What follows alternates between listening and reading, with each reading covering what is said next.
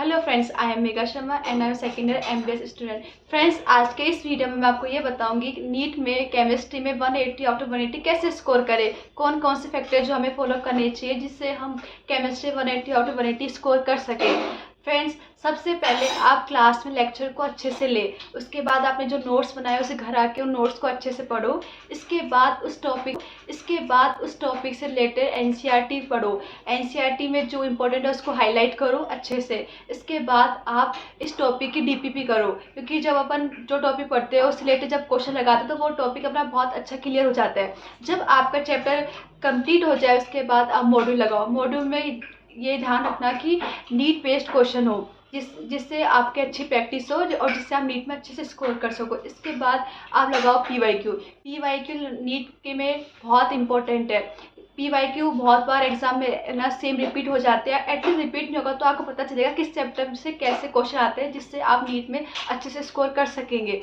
Friends, अब आते हैं अब केमिस्ट्री में 3 सब सब्जेक्ट होते हैं: physical chemistry, inorganic chemistry, organic chemistry. Physical chemistry अगर आपको स्ट्रॉन्ग करनी है तो आप मोल कॉन्सेप्ट पढ़ो। अगर आपने मोल कॉन्सेप्ट नहीं पढ़ा तो फिजिकल केमिस्ट्री आपकी स्ट्रॉन्ग नहीं होगी।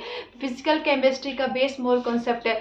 अगर आपके मोल कॉन्सेप्ट नहीं पढ़ा तो आपके आयनिक इक्विलिब्रियम इन सब में आपके क्वेश्चन आपसे नहीं बनेंगे, जिससे आपको फिजिकल केमिस्ट्री हार्ड लगेगी। बहुत सारे बच्चे ये होते हैं मोल कॉन्सेप्ट ना उनका बैकलॉग हो जाता है तो उससे छोड़ देते हैं, उसके बाद आगे से ना चैप्टर स्टार्ट कर देते हैं, तो वो फिजिकल केमिस्ट्री में बहुत सारे क्वेश्चन अप्रोच नहीं कर पाते हैं। इसके साथ साथ आप जब फिजिकल केमिस्ट्री पढ़ रहे होते हैं तो नोट्स के साथ साथ आप एक छोटी नोटबुक में ना फिजिकल केमिस्ट्री के फॉर्मूला लिखते रहिए, जिससे आपके लास्ट तक आपके पास एक फॉर्मूला शीट तैयार हो जाएगी। लेकिन कुछ बच्चे ऐसे बोलते हैं कि हम इतनी मेहनत क्यों करें, क्योंकि टेलीग्राम पे लास्ट में बहुत सारे फॉर्मूला शीट मिल जाती है। लेकिन आप अगर खुद की फॉर्मूला शीट बनाओगे तो वो उससे आपको बहुत बेनिफिट मिलेगा। ये मैंने खुद ने भी किया। और मेन एग्जाम में आपको जब नीट एग्जाम होगा उससे 1-2 घंटे पहले आप पूरी फिजिकल केमिस्ट्री रिवाइज कर दोगे। अगर आपके पास फॉर्मूला शीट या शॉर्ट नोट नहीं होगे तो आप इतने बड़े बड़े चैप्टर, जो अब एक ही चैप्टर के इतने बड़े बड़े पेजेस होते हैं, उनको कैसे रिवाइज करोगे। अगर आप पूरा रिवाइज करके नहीं जाओगे तो आपको क्वेश्चन अप्रोच नहीं कर पाओगे, आप कंफ्यूज रहोगे, जिससे आपका बहुत टाइम वेस्ट होएगा। इसलिए आप उसे कंसाइज करो। बहुत सारा मटेरियल पढ़ लेते हैं लेकिन आप उसे कंसाइज नहीं करते हैं, फिर उसको टाइम पे रिवाइज नहीं करके जाते, इसलिए तो सिलेक्शन नहीं होता है।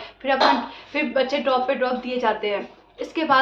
इसके बाद इनऑर्गेनिक केमिस्ट्री। अगर आपको इनऑर्गेनिक केमिस्ट्री स्ट्रॉन्ग करनी है तो आप उसमें पीरियोडिक टेबल और केमिकल बॉन्डिंग अच्छे से पढ़ें, जिससे आपके इनऑर्गेनिक केमिस्ट्री बहुत अच्छी हो जाएगी।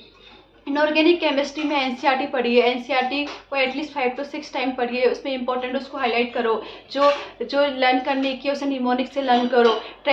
ब्लॉक केमिस्ट्री है उसमें एप्लीकेशन है, ये सब इन्हें अच्छे से लर्न करो। जैसे कोऑर्डिनेशन चैप्टर में एप्लीकेशन, इससे बहुत सारे क्वेश्चन बनते हैं, इन्हें भी अच्छे से पढ़ो बार बार, जिससे आप क्वेश्चन लगा दो। क्योंकि इनऑर्गेनिक केमिस्ट्री में NCERT की बहुत सारी लाइनें ऐसे उठ के आती है, अगर आप बार बार नहीं पढ़ोगे तो आप अप्रोच नहीं कर पाओगे क्वेश्चन को। ऑर्गेनिक केमिस्ट्री में आप GOC अच्छे से पढ़ो। GOC पढ़ोगे तो आपके पूरी जो ऑर्गेनिक केमिस्ट्री का बेस GOC है, जिससे आपको ना जो इसमें आपकी कमांड हो जाएगी और आपको सारे उसके बाद जो रिएक्शन मैकेनिज्म आते हैं बहुत ईजी लगेंगे। आप अच्छे से जो NCERT में जो रिएक्शन है उनके चार्ट बनाओ, जब पढ़ते हो उसे ना पेस्ट कर दो, उनको बार बार रिवाइज करो, क्योंकि NCERT के ना रिएक्शंस बहुत आती है। और ऑर्गेनिक केमिस्ट्री के शॉर्ट नोट बनाओ, क्योंकि आप जब शॉर्ट नोट बनाओगे तो आपके जल्दी रिवाइज हो जाएंगे, तो आप इजीली क्वेश्चन अप्रोच कर पाएंगे। इसके बाद आप इन सब के बाद आप NCERT के इन टेस्ट क्वेश्चन, एग्जाम्पल और बैक एक्सरसाइज क्वेश्चन करो, क्योंकि नीट में डायरेक्ट क्वेश्चन उठ के आते हैं इन टेस्ट के, एग्जाम्पल के, बैक एक्सरसाइज के, तो आप उन्हें भी करें। इसके बाद आप टेस्ट लगाओ। टेस्ट लगाने के बाद आप ना टेस्ट को एनालिसिस करो। आपने जो गलती की है उसे NCERT मार्क करो, नोट से मार्क करो, फिर उसे बार बार देखो। एक बार आपके जब टेस्ट में जो गलती हो चुकी है, अगले टेस्ट में अगर वो क्वेश्चन आए तो आपके कभी गलत ना हो, ऐसा टारगेट लेकर चलो। यही टेस्ट एनालिसिस होता है। एक बार जो गलती हो गई उसे वो कभी ना हो। एटलीस्ट अगर मेन एग्जाम में भी अपना ये क्वेश्चन आ जाए जो अपने अभी टेस्ट में गलत किया है, तो मेन एग्जाम में उस क्वेश्चन को गलत ना करे। यही फ़ायदा होता है मल्टीपल मॉक टेस्ट लगाने के, जिससे कि अपन अभी गलती करते हैं तो वो क्वेश्चन एग्जाम में आ गए तो वो क्वेश्चन एग्जाम में गलत ना हो। अगर वो क्वेश्चन गलत हो तो उससे रिलेटेड हाईलाइट करो, तो उसके आसपास की चीज़ें भी आप पढ़ोगे, तो उसके आसपास की चीज़ें उससे क्वेश्चन आ गया तो आप वो भी गलत नहीं कर पाओगे एग्जाम में। इसलिए अगर आप मॉक टेस्ट लगा रहे हो, बहुत सारे लगा रहे हैं कि आप एनालिसिस नहीं करें तो उनका कोई फ़ायदा नहीं है, वेस्ट है। क्योंकि टेस्ट देना भी इंपॉर्टेंट है और उसको एनालिसिस करना भी इंपॉर्टेंट है नीट में, अगर आपको अच्छे स्कोर करना है। जो कुछ मतलब पढ़ते तो सब है, कुछ बच्चे बहुत ज़्यादा हार्ड वर्क करते हैं, लेकिन स्मार्ट वर्क की भी बहुत ज़रूरी होती थी। बच्चे बहुत मॉक देते हैं लेकिन इग्नोर कर देते हैं। हाँ, टेस्ट एनालिसिस से क्या होगा कि हमें तो रिवाइज करना है, उसी से होगा, लेकिन टेस्ट एनालिसिस बहुत इंपॉर्टेंट रोल प्ले करता है।